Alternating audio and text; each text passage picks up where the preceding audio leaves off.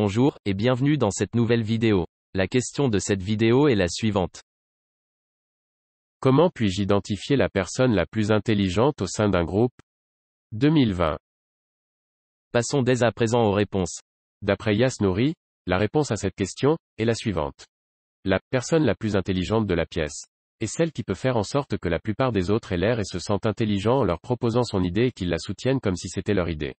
Cela se produit parmi les guerriers, les proles, les aristocrates, les génies et les doltes, et tous les genres, indépendamment de la classe, de l'ethnie ou de l'origine linguistique.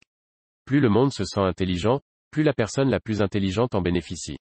La personne la plus intelligente de la pièce, même si elle est aveugle, peut voir les lumières des autres âmes et accepter généreusement chaque esprit, la voix, le ton, l'attitude, la certitude, le timing sont distincts pour chaque individu, pour ce qu'il vaut, et marginalise presque entièrement l'ego afin de dégager un moyen de comprendre. La personne la plus intelligente dans la salle sait précisément comment la réunion peut servir au mieux une cause particulière, puis utilise des observations et des connaissances approfondies pour mobiliser tous les membres du groupe afin d'aider à réaliser cette fin. La personne la plus intelligente dans la pièce sait que le secret pour être ennuyeux est d'en dire trop. La personne la plus intelligente dans la salle est celle que la plupart des participants jugent en privé la plus honorable. La personne la plus intelligente dans la pièce est la moins susceptible de tricher.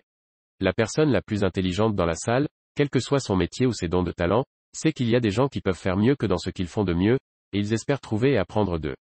La personne la plus intelligente dans la salle pense que la priorité absolue pour réussir est « connais-toi toi-même ». D'après Yann Perfay-Foucault, la réponse à cette question est la suivante.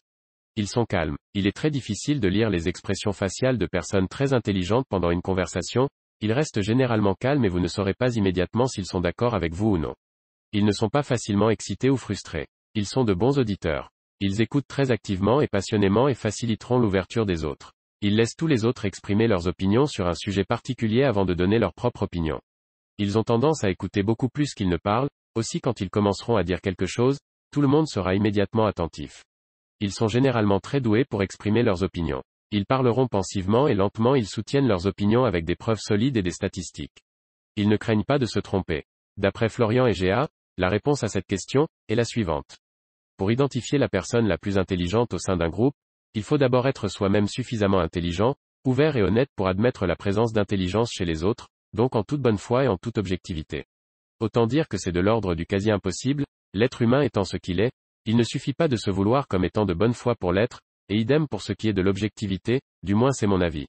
En bref, on est bien souvent aveugle malgré soi et quand on ne l'est pas il nous arrive de ne rien vouloir voir.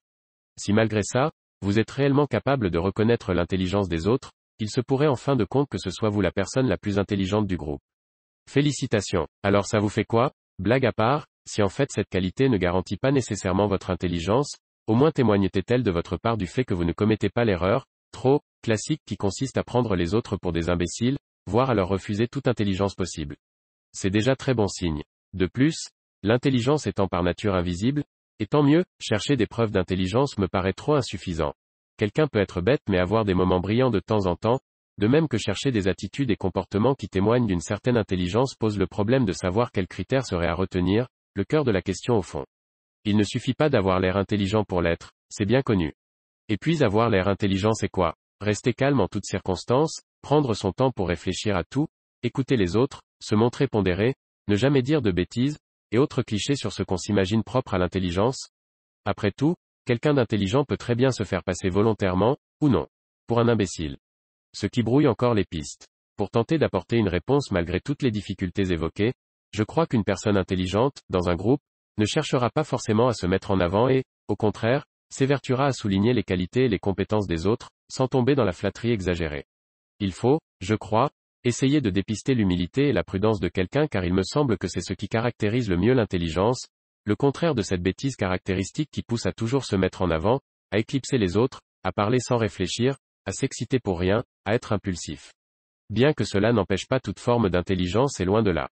On peut être con et intelligent malgré tout.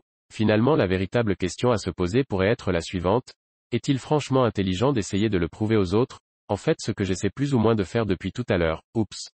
Quel serait alors mon intérêt dans tout ça? N'est-ce pas plutôt un inconvénient en fait? Je vous laisse le soin d'y répondre. Cependant une citation du philosophe Alain dans Propos sur l'esthétique me vient en tête. Je plains ceux qui ont l'air intelligents. C'est une promesse qu'on ne peut tenir.